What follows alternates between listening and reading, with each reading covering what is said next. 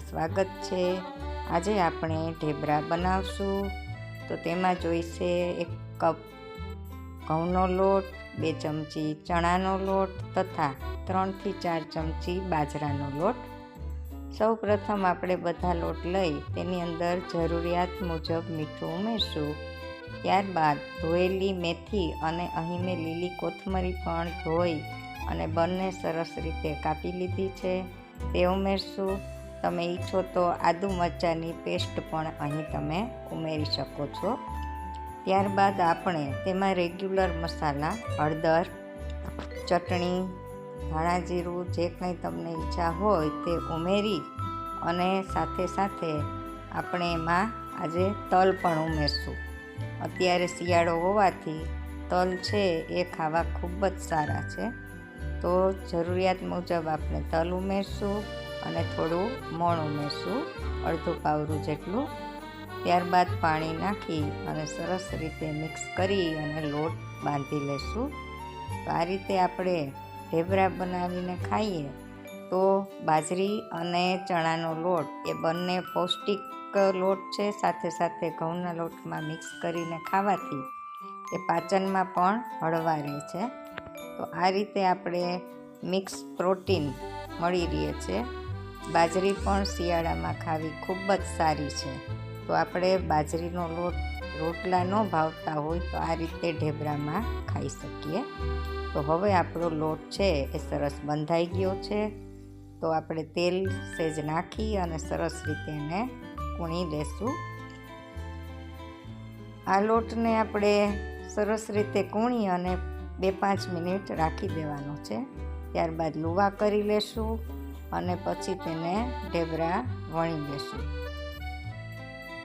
ઢેબરા સામાન્ય રીતે થેપલા જેવા જ હોય છે, તમે ઈચ્છો તો થોડા જાડા પણ તેને રાખી શકો છો, પણ હું બહુ જાડા નથી રાખતી, થેપલાની જેમ જ આને વણી લઉં છું। તો અહીંયા આપણે લુવો લઈ લીધો છે અને સરસ મજાનો એને આકાર આપશું। સેજ ગોળ નહીં થાય પણ ઓડ ઇવન થશે। બાજરીનો લોટ હોવાથી તે એકદમ ગોળાકાર શેપમાં નહીં આવે, એટલે અહીંયા આપણે જે સરસ રીતે વણાય એ રીતે આપણે એને માપનો વણી લેશું। ત્યારબાદ આપણે તવી ગરમ કરવા મૂકી દીધી છે, તો હવે આપણે એને સરસ રીતે શેકી લેશું। અહીં જે બાળકોને મેથીનું શાક નથી ભાવતું, તો આ રીતે જો આપણે બાળકોને ખવડાવીએ તો તે મેથી છે એ પણ બાળકો હોંશે હોંશે ખાઈ લેશે અને એમને ખ્યાલ પણ નહીં આવે। તો આ રીતે આપણે સરસ રીતે ઢેબરાને બંને બાજુ તેલ મૂકી અને શેકી લેશું। તમે ઈચ્છો તો થોડા કૂણા પણ રાખી શકો છો, અને જો તમને કડક ખાવા હોય તો વધારે તમે દબાવી અને શેકી શકો છો। બીજી બાજુ મેં ચા પણ ઉકળવા મૂકી દીધી છે। તો આ રીતે આપણે બધા ઢેબરા બનાવી બંને બાજુ શેકી લેશું સરસ મજાના, અને સરસ મજાના કડક કડક ચા સાથે ઢેબરા, અને અહીં મેં ગ્રીન ચટણી પણ સાથે સર્વ કરી છે। તો આપણે ગરમા ગરમ ઢેબરા જોઈ શકો છો કેટલા સરસ લુક આવી રહ્યો છે, જોતાં જ ખાવાનું મન થઈ જાય।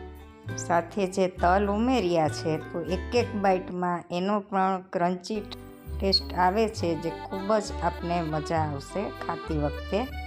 અને ગ્રીન ચટણીની રેસીપી મેં મારી ચેનલમાં વિડીયો બનાવીને મૂકી છે, જો આ રીતે તમારે બનાવી હોય તો જોઈ લેજો। આભાર, નમસ્કાર।